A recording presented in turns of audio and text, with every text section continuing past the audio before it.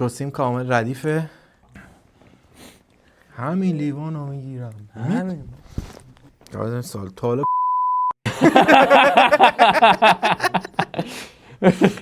خیلی سمیناجی برو بعدی.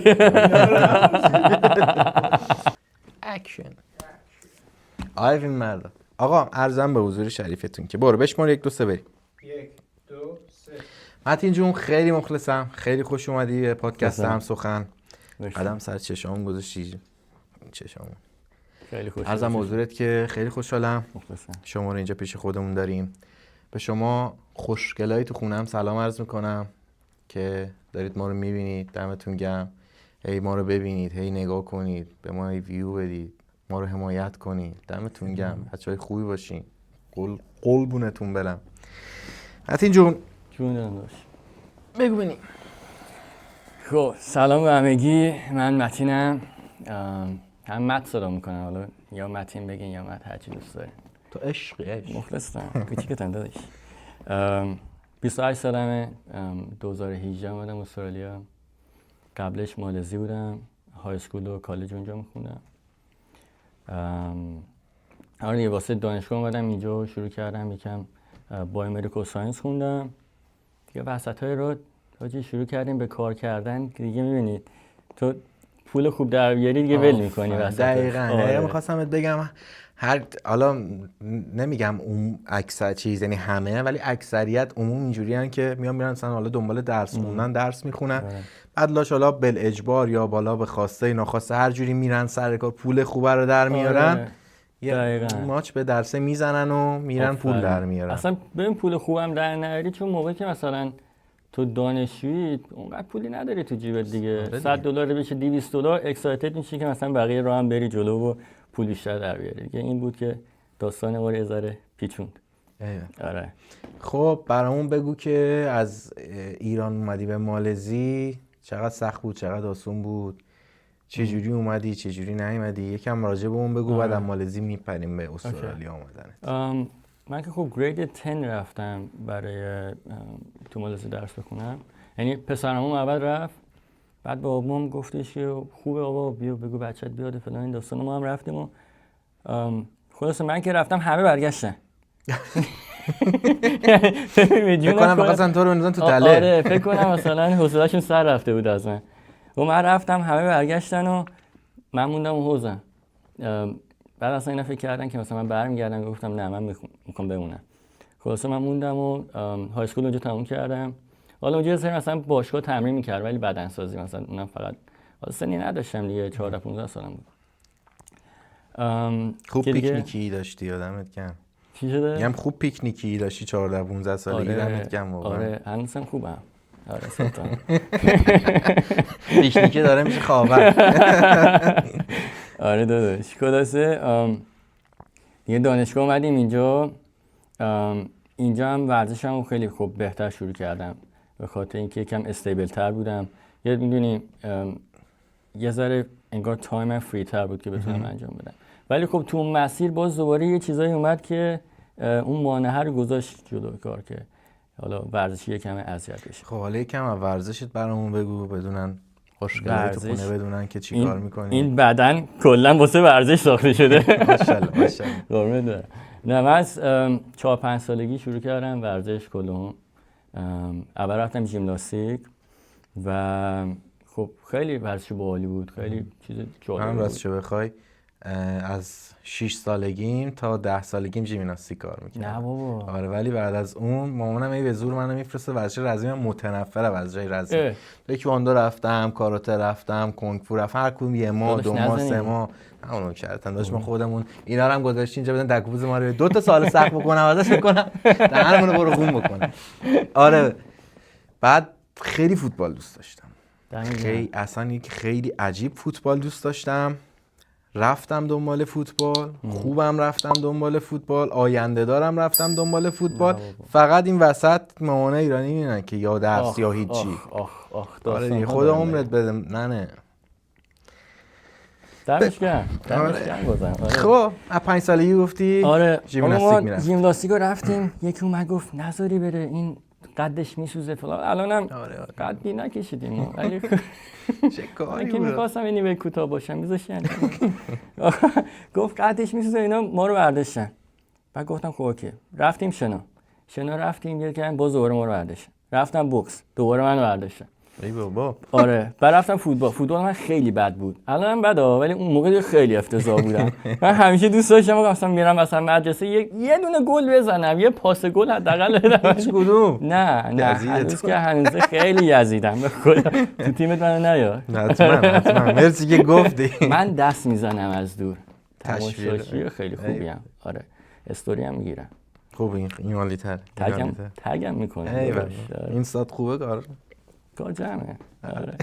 خلاصه اما ما دیگه رفتیم مالزی، دیگه همه اینا رفت کنار. مالزی کم بدنسازی نه انجام دادم دیگه، اومدم اینجا دقیقاً اون چیزی که میخواستم و رفتم سراغش.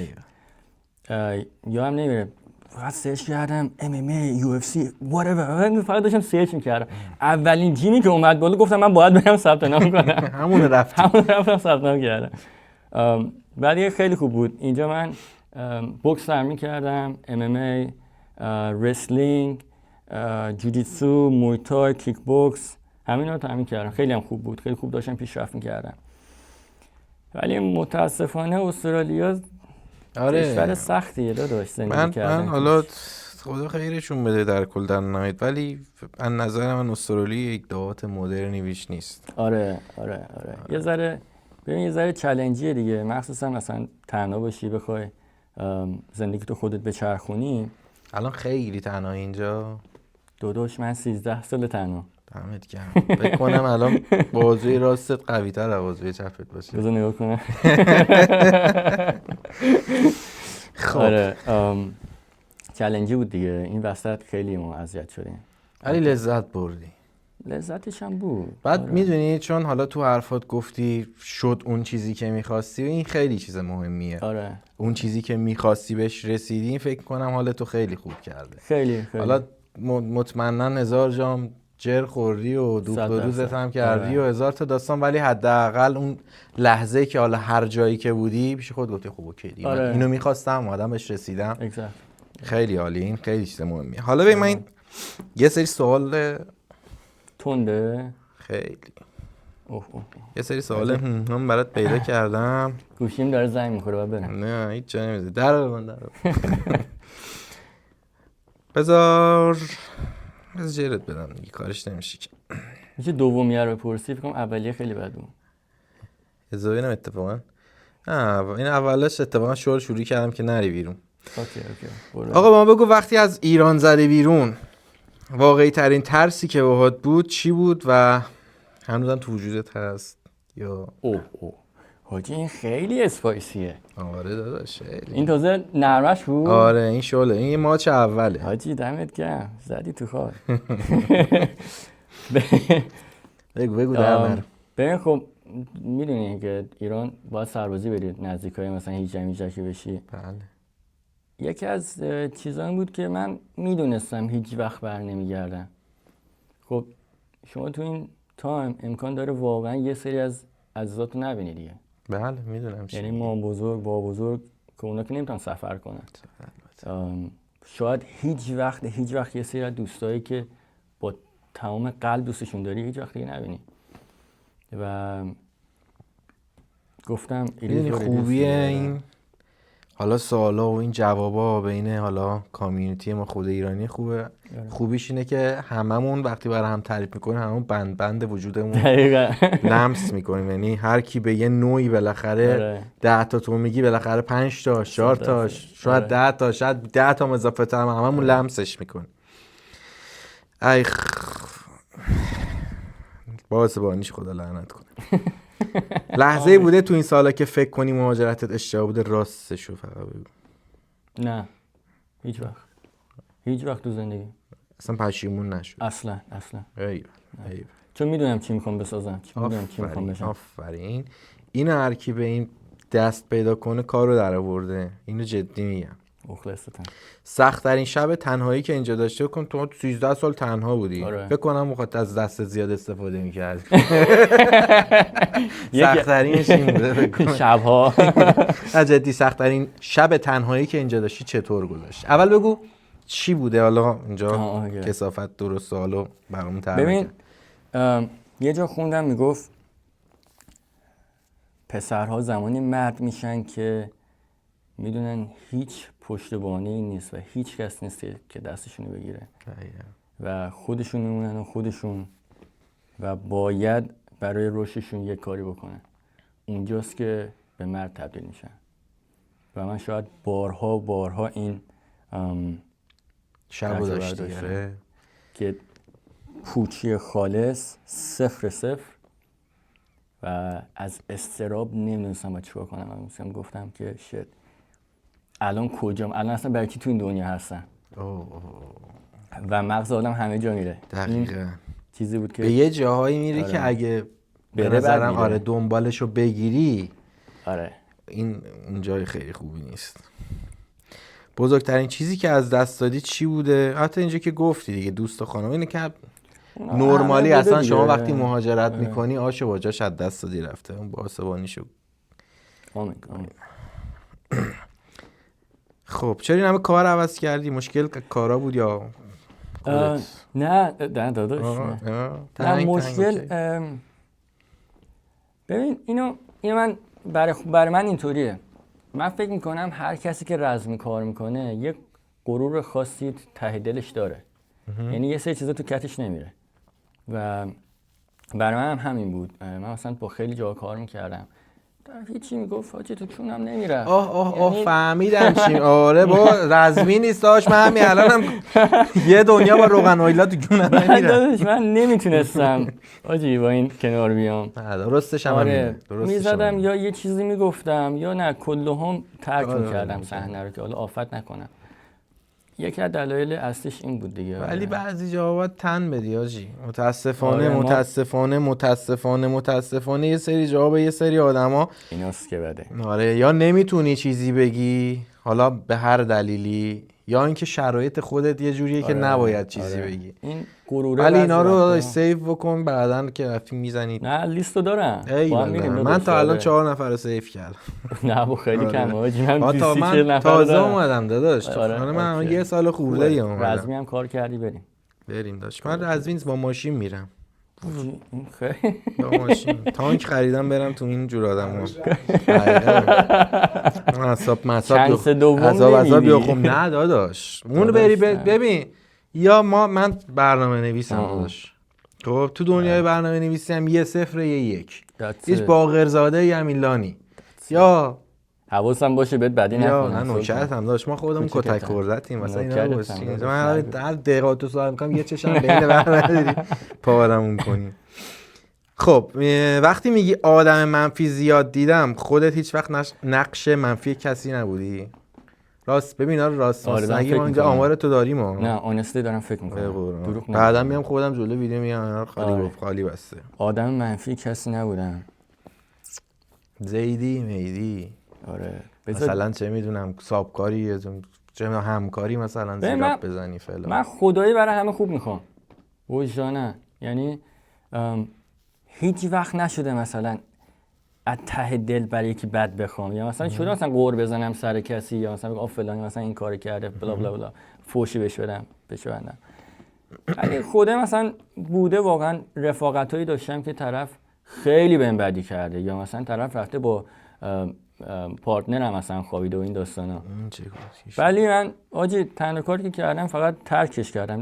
مثلا هیچ کاری چون کارما میزنه داداش. آره این کارما که کارما نمیزنه، کارما میره اونورش در میاد. ببین حالا مثلا رسما قرار نیستش که مثلا آقا تو این کارو کردی دقیقاً همین کار تو زندگیت بیاد. کارما یه جوری میزنه ادین که اصلا نفهمی از کجا خوردی. فقط من تنها بدی که یعنی تو کارما دوست ندارم و دوست داشتم اینجوری که من فکر میکنم بود این بود که مثلا چه میدونم من به تو فلان بدیو کردم، فردا روزی که اون قراره برا من برگرده، اون پسیه که میخورد یه صدای یک کنجی من این به خاطر اون کار بود. به قرآن انقدر، چون یه سری آدما بهت بدی میکنن، بعد میرم مثلا توی زندگی حالا اون بلا سرشون میاد، بعد پرو حاجی من نمیدونم چرا انقدر بدبختم من فلان. بابا نه اینو نگو دهنه تو سرویس بابا. یه دنیا آدم پشت سرت صابوندی رسیدی اینجا. این اگه این توی کار ما این اتفاق میافتاد واقعا اگه لحاظ میشه خیلی بود. یعنی دونه دونه بلایی که سر میومد، یه نوتیس یه جا میومد تو گوشی، نوتیفیکیشن عزیز دلم این بلایی که سر به خاطر مثلا دهن سرویس کردن فلانی تو فلان جا بود. این خیلی خوب برای لغو یک ارسال کنیم. نه لغو نداره، کارما لغو نداره، کارما میره در میاد. یه اشتباهی که هنوز نمیتونی فراموش، یعنی انجام دادی و نمیتونی فراموشش کنی چیه؟ اصلا کلا هر کاری میکنی پشیمون میشین؟ سوال کار بد نمیکنه. حالا حتما چرا من حتما کار بدی بکنه؟ یکی مثلا کار خوب میکنه پشیمون میشه. چرا؟ کلا مثلا از حالا کار بد اینا کار نرم، تا حالا کاری کردی ازش پشیمون بشین؟ آره الان یادم اومد، خوب شد توضیح دادی. ببین من این چیز یاد گرفتم که هیچ وقت برای بیزینس یک نفر دیگه چیزی که تو علاقه داری از ته قلب و سکریفایس نکن براش. من سال اول که اینجا کار میکردم توی کمپانی فلورینگ بودم که سیلز پرسن بودم، سیلزمن بودم. دو نفر UFC فایتر اومدن توی ملبورن و من تیکتشون هم خریده بودم، با اون که خیلی دست و بالم مثلا خالی بود و اینا $250 اینو گرفته بودم. من نتونستم دیاف بگیرم به خاطر اینکه یکم شل صحبت کردم با طرفم گفت خب حالا مهم نیست دیگه بیا. به من تا امروز که 7 سال از این قضیه میگذره پشیمونم که چرا من صفر صحبت نکردم برم اون فایتر رو ببینم. اصلا پولم مهم نیست. پول اصلا مهم نبود، چون پول رو مطمئنا تا الان میلیاردها بالرش بود. آره. اون چیزی که عشقت بود. دقیقاً. که حقوقت رو داد حسین؟ حقوقت رو داد؟ واسه همه پیگیریم تو ویدیوی قبلی چیز بود.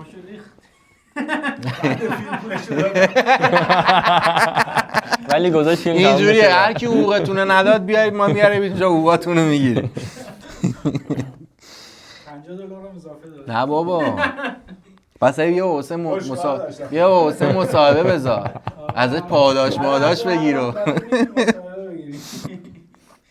خب بریم سراغ سوال بعدی. چرا با اینکه این همه رشته رفتیم هیچ وقت مسابقه مثلا همین که تیکتشون رو خریدی؟ این خیلی اسپایسی شده. این دیگه درد دلمه. رفتی تیکت خریدی که ما بیایم تیکت تو رو بخریم. چرا به این درجه هنوز نرسیدی؟ اینو من بگو.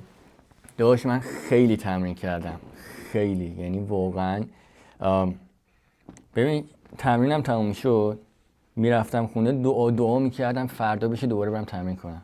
انقدر علاقه دارم بهش، از ته قلبم علاقه دارم بهش. ببین یا موقعیت کاری بود که نمیذاش من برم، یا خستگی کارم بود. یعنی ببین من کارم فلوره، یعنی میرم فلور لی میکنم. خیلی کاره سختی. به جون خودم انقدر خسته میشم بعضی وقتا با لباس کار میخوابم من. و یعنی 2 سال الان تمرین نمیکنم به خاطر اینکه یهو علاوه مالی خیلی. حالا جدا این کاری که تو میکنی خودش 100 تا تمرین یک تمرینیه. یعنی به جای اینکه میخوای مسابقه بدی بری باشگاه بری همین کار فلور بکنی. آره سختی کاره بود دیگه واقعا خیلی. اگه واقعا من مثلا یه پشتوانه مالی داشتم یا اسپانسر داشتم من به خدا چمپیونشیپ دنیا رو میگرفتم. ببین این سوالم که الان بپرسم یعنی تو این نیست، دلی میخوام بپرسم ازت. ببین الان خب گفتی به خاطر کار، به خاطر پول فلان، قرار همین بمونه؟ نه ببین همه اینا میپرسن نه داداش فلان، اینو دلی دارن میپرسن دلی جواب بده. ناموسن یعنی تو خودت واقعا میبینی که چیز کنی؟ به من یه پیگیرتم، یعنی میخوام تیکتتو بخرم وی آی پی، یعنی سوپر وی آی پی. میبینی تو خودت که به جون متین میبینم شما اسپانسر بر من جور کن. من نوکر اسپانسر شما میگی به شما فقط قبول میکنن، من چیز خاصی ندارم برای با خودت. چقدر میخواد داشت اسپانسری؟ داداش نمیدونم به خدا. 30 تا خوبه؟ خوب برای استارت خوب قیمتی خورده 30 تا خورده. به کمک که اسپانسرت میشه. به خدا میبینم. یه سری چیزا رو شما فقط خودت میبینی، تا حتی پدر مادر آدم هم نمیبینه. نه اون که 100. البته من دقیقاً برای همین میگم دلی تو جواب بده، وگرنه که بعد تو بعضی وقتا میگم آدما خودشونم گول میزنن، خودشونم میپرسی، برام میگم دلی و راستشو بگو. آره مثلا میشه اینجا آره داداش من حتما من دیگه میشم فلانی، ولی پس قول دادی. وجدان قول انگشتی. قول انگشتی. آقا قول انگشتی دادی. تیکتشو اینو زدی. دان. خب اصلا تو می‌خواستی ورزشو ول کنی؟ هیچ وقت. ایول. من فکر کنم تا زمانی که با مثلا ویلچر برم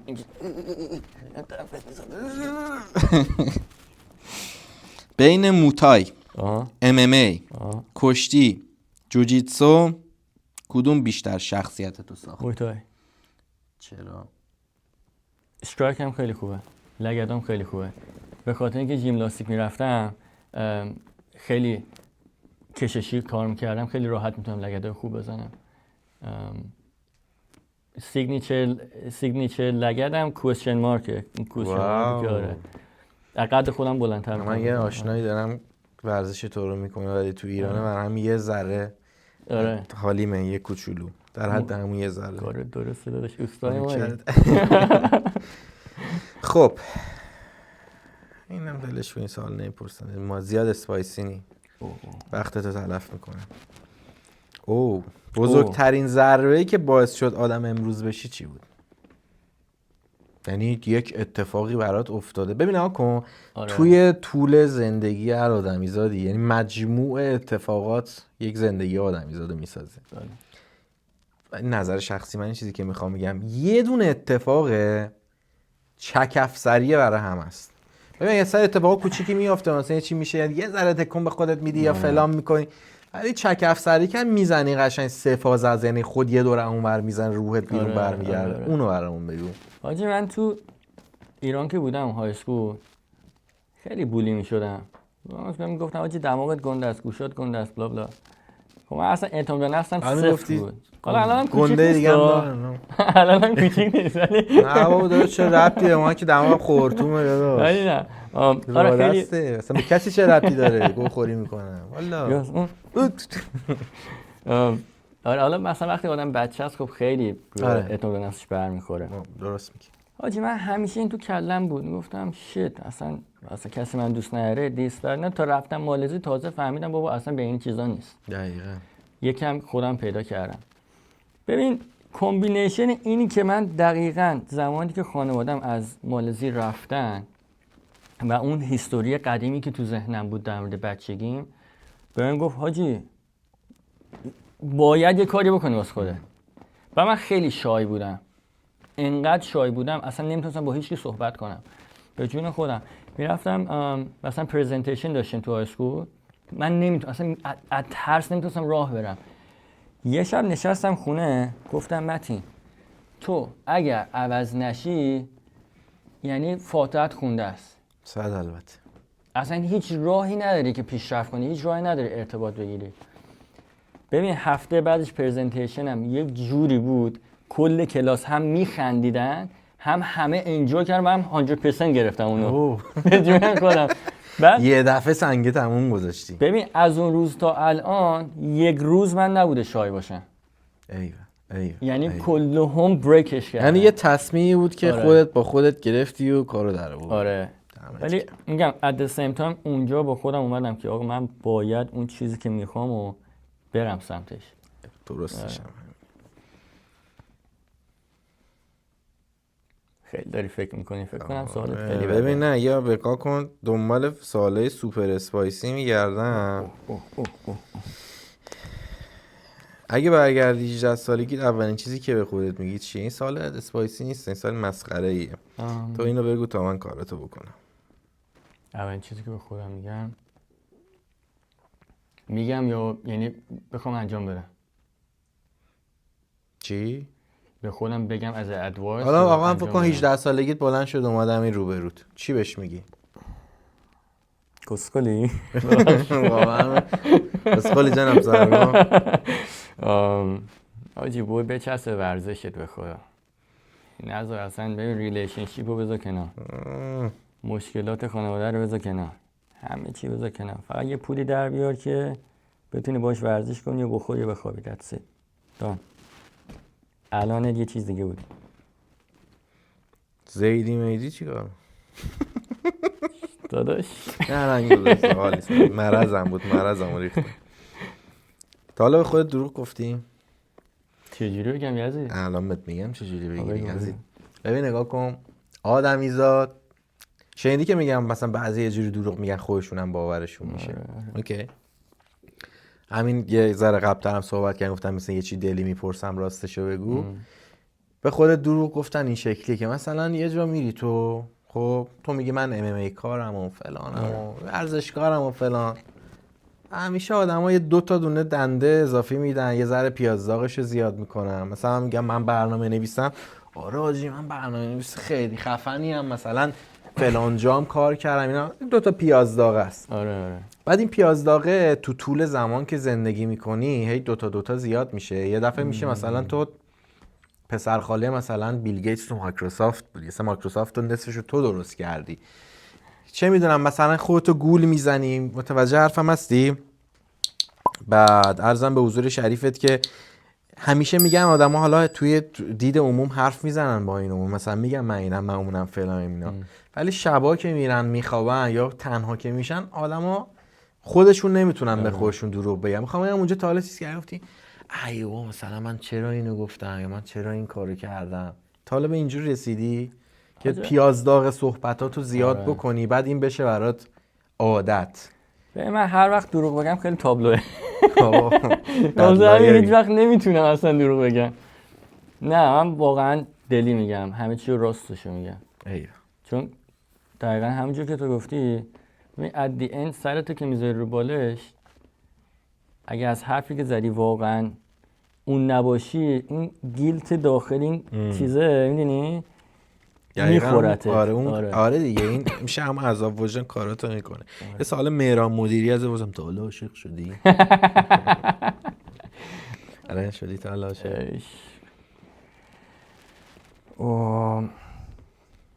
میشه گفت آره همه شدن فکر کنم. اون که آره همه یه اون عشق اوله رو آره همه داشتن، نه و اون عشق اوله که نمیگم که عاشق بشی که مثلا یه ذره تأثیری بذاره روی سبک زندگی، حتی شاید مثلا تصمیمای زندگی تو تغییر بده یا چیزی که قشنگ درونت پشمات بریزه. شدم ولی بعد فهمیدم فقط چرتوده دادش. آره زدی ضربتی یا ضربتی نوش کردی؟ ضربت های نوش کردم. ماشاءالله زید باز هم هستی. ضربت چه خبر داشت؟ خب معلومه من 24 میری با این اون همینه دیگه. مورو اسواس میکشه بیرون یزی. چه خبره داداش؟ من هیچی نیستم. انقدر دیگه اینجوری گند نه، انقدر که دیگه اینجوری زید بازی کرده، هر کی ماچی به لپش گذاشته گفته بی خیال همه، گفته بسم الله الرحمن الرحیم دستو یه پلن دستو دنبال کرده. خیلی عزیزه به خدا. هیتلری نیستی؟ ای شما که پشت صحنه ای سوال مال نه بگم اینجوری تا من با زور سوال اسپایسی تر ازش بپرسم. اگه امرو بمیری حقیقتی هست، حتی دور از جونت تا دشمنت بمیرم، ولی اگه امرو اصلا آقا امرو بمیر خوبه. اگه امرو بمیری حقیقتی هست که بترسی مردم ازت بفهمن؟ هیچی. من همیشه میدونم. هیچ جالبی هم نیست افتخار میکنم. آدم باید یه ذره پرایوسی برای خودش داشته باشه. نه چیزی نیست. فکر کنم صبح به صبح زنگ میزنه من فلانم، من بیسرم. آقا رو خودت نبر. حاجی اینستای من انقدر مثلا پستای نمیذاشتم دیگه همه واقعا زندگی من میدونستن. ولی نه هیچ چیز ندارم برای هایت کردن. حال دزدی کردی؟ دزدی؟ ببین یه بار رفتم کلز. حاجی یه دونه از این پنیرای قرمز هستش. اوه که یه وسطش اینجوری یه چیزی داره اینجوری. خیلی یزیده. من هلاکشم. ببین این اشتباهی افتاد تو کیسم، به خدا قسم. آره اشتباه. هممون میریم اشتباهی میفته تو کیسم. ببین از عذاب وجدان رفتم اونجا که پولشو بدم، یارو گفت نمیخوام و این بیشتر گیلد کرد. به خدا من نیازمند نیستم، به خدا ما اشتباهی خورد. آخه الان ما هر جوری هم بگه اشتباهی من خودم باورم نمیشه. آره این یارو گفت یکی دیگه بیا از این چی میخوای یه چی دیگه بردار. نه اصلا یه به چشم بد بهم نگاه کرد. به نظر من اسکله ورشی پوری دیگه ارزی بلند شده اومدی بگی. آره این دزدی نبود ولی که حالا شده دیگه. عجیبه مامان بابا. نه هیچ یه سوال دارم. بپرس. بهترین فایتر به نظرت کیه؟ تو چه فایت تو چه چیزی؟ UFC. من خبیبو خیلی بهش ریسپکت میکنم، چون که واقعا خیلی دلی و زور داره. آره ببین با عشق و با جون میره توش. ببخشید یکم بد گفتم. خیلی تربیت خیلی با دل با داره. تا تعمیره. حالا نمیدونم درست پیش هم اسلام برنده شد دیگه. دیدی؟ اون فقط اون صحنه‌ای که دوتا بلتا رو انداخت رو شونش خیلی صحنه سمی بود. پسر بزرگترین فانتزی جنسی که داشتی چی بوده؟ داداش از ورزش حاجی این خیلی ظالمه. نه نمیخواد بگی به شما چه؟ بگو به تو چه؟ عرق سرد بهم نشسته. ولی حالا جدی توی روابط عاطفی و این چیزات خیلی انا مرسی اصلا نداره میخواستم همون نازش بگی انقدر انم دیگه حب نرم اونم اوکیه.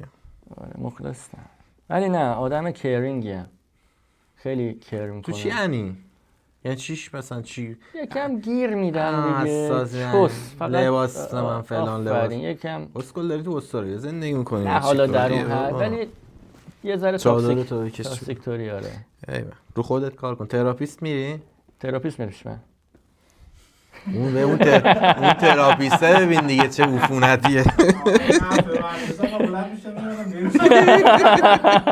بده شیش. نه داداش من اینجا من دلم نمیاد بیانه سوالایی دارم بپرسم که همین از تو دیوار بده بیرون. از این سوالی که اینجوری شو تا حالا شده واسه رابطه ناخودآگاه به کسی دیگه فکر کنی؟ حالا جواب بده ببینم. میدونی چیه منظورم؟ یا برای جلو همه تشریح مثلا فکر کنم مثلا فکر کنی کاش مثلا این اون بود این چیه فکر کنم خدای روزو فکر کنم میخوام جواب آنست رو پر زیدی خودش پر زیدی بوده الان نشسته اینجا و مثلا چه میدونم داشتیم اصلا آخه نمیشم خیلی سم بود سوالت ولی فکر نکنم I enjoy the moment همون لحظه رو عشق کن. آفرین اصلا زندگی تو لحظه یه چیز دیگه است. لحظه زندگی کن. خب ببین دیگه نمیخوام دهن تو سرویس کنم. خب تو سوال داری بکن. تا حالا از ورزش سوء استفاده کردی؟ چجوری؟ یه دفعه یه آدم کمزور ببینی یه دفعه بگی ما اینو میزنم بذار پرو باشه. حاجی نه به خدا نه. من مثلا وقتی که سپارینگ کردیم یه ذره میزدن که مثلا طرف دردش میگرفت یک ساعت ازش عذرخواهی میکردن. اینم بده. چه بچه مثبتیه بابا. حاجی دلم نمیاد. حاجی تو اصلا با دندون مندون بیاری پایین. ولی مثلا خدا وکیلی اگه فایت واقعی بشه ولی فکر کنم تو فایت واقعی فکر کنم دیگه آره اونجا دیگه واقعا یه دونه میزنه یارو نفهمه از کجا خورده. دیگه درستش هم همینه دیگه. اصلا درستش هم همینه وگرنه اون یه دونه میزنه که تو نفهمی. دقیقاً تعدیقم میکنه. دقیقاً. خب یکم دیگه اگه دوست داری حرف ناگفته‌ای داری بگو یا هر چیزی هست به اون بگو. وای خدافظی خوشحالمون کنی. قربون برم. دمت گرم داشتی امروز. مخلصتم. خیلی وادار کردم. به مولا میگم. یه تامینمون نشه آقا. به مولا من فهم میزنی کن. البته من چون چیزم خودم کیسه باکس هم داداش. حالا میخوای ببری بزنی. من کوچیکم داداش سلطانی. چشم. بشه. به من ورزش خیلی دوست دارم. چی بود یه دقیقه واسه یارو یه چی میگفت این یارو. من ورزشکاران رو دوست دارم. اوکی ولی خودم ورزش کردن رو دوست ندارم چون تنبلم. خیلی دوست داشتم ورزش. من از موقعی که اون بالا سر فوتبالم اومد واقعا همون مامانم نذاشت دیگه بره. دیگه زده شدم از ورزش راستشو بخوای و دیگه روی آوردم به هر چیزی مزخرفی هست. نکنید شما نکنید. تو رو پدر مادرتون تو چارچوب ادب وایسید به چیزی که میخواید برسید. آفرین. ما رفتیم بالا درخت، شما نرید بالا درخت. شما برید پایین درخت. آره هم پایین درخت بمونید بابا چه کاریه. ولی ببین ورزش خدای خوبیه که داره، خیلی زندگی تو ارگانایز میکنه. یعنی مثلا من خودم تنها چیزی که واقعا منتال هلتمو تونست استیبل کنه همین ورزش بود. چون ببین تو عالم تنهایی تو باید یک راه درمان برای مغزت داشته باشی. حالا برای یکی ورزشه، برای یکی موسیقیه، برای یکی شناه، هر چیزی میتونه باشه. اصلا حالا ورزش چیزی که میتونه برای همه دیفالت برای همه باشه. آره من پاشی بری ثبت نام کنی باشگاه فلان، بعدم یا بیرون بدو. That's it. یا یه نمیدونم دوچرخه داری 10 دقیقه دوچرخه سواری کن. این حالا اینا که میگم خودم نمیکنم، گو میخورم. ولی بکنید شما. منم دوست دارم بکنم. ببین دوپامین تو بالانس میکنه دیگه. دقیقاً. واقعا اون تو تصمیم گیری تو زندگیت خیلی کمکت میکنه. اون دیسیپلینی که شما رعایت میکنی 100% یک تمرینی میشه برای مغزت که تو کارت هم منظم‌تر باشی، توی زندگی روابطت. حالا روابط ما یکم روابط ما دستیه. ایشون فرمودن 28 سالشونه. یه ادوایس مشتی برای حالا همسن و سال خودت پایین‌تر، ادوایس مشتی من باب این که خودت تجربه کردی برای بچه‌ها بگو. دلی هم بگو. آره این خیلی دلی، انگار دارم به خودم میخوام بگم. حاجی هر جوری هست خودتو پیدا کن. یعنی تمام ورزش‌ها رو برو، تمام هنرها رو حداقل یه بار ترای کن. تو یه دونش واقعا خودتو پیدا میکنی. یعنی اون دقیقاً همونیه که با کل روحت میتونی باش وصل شی. اونو هیچ وقت نذار کنار، چون اون تویی و به وسیله اون تو شاید بتونی جون خیلی از آدم‌ها رو نجات بدی، شاید بتونی سرنوشت خیلی از آدم‌ها رو عوض کنی و سرنوشت خودت. یعنی شاید اون دیدی شنیدی میگن فامیلی کرست یا آره همون آره تو اون یک نفری میشی که اون زنجیره سیاه کرس کل خانواده رو بتونی عوض کنی، به شرط اینکه خودتو پیدا کنی. دقیقاً. تمام آدم‌های دنیا، تمام موجودات میتونن مفید باشن. 100 البته. خب اگر فقط کار کنی، غذا بخوری، بخوابی، با یک سنگ هیچ فایده نداره. اصلا برای دنیا مضر هم هست. با سنگ خودش میتونی باش خونه بسازی، اضافه کار بکنی. واقعا ببین تو واقعا یه مصرف کننده میشی. یعنی برای تو که میگم ببخشید، یعنی شخص به قول گفتین تو نوعی. آفرین. یه مصرف کننده میشی دیگه. یعنی اصلا برای پلنت اصلا بدتر هم هستی. دقیقاً. خب پس یه جوری یوزفول باش که حداقل بتونی یه مسیری رو هم برای خودت درست کنی هم برای بقیه.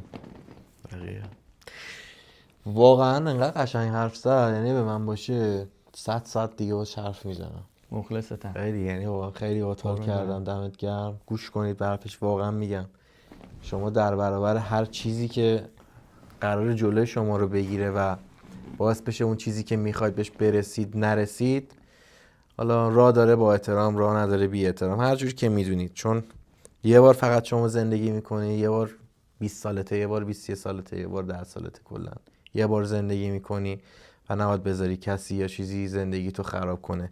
لایک و سابسکرایب هم بکنید، اعصاب نره. لایک و سابسکرایب بکنید، همین زمان اینجا داریم زحمت میکشیم. داداش عشق منی، خیلی حال دادی، دمت گرم. مخلصم. بچه‌ها خداحافظ. خیلی میدونه که گفتم خیلی حال کردم. خیلی حال کردم. مخلصتم. دم شما گرم. آره به جونم چسبیدم.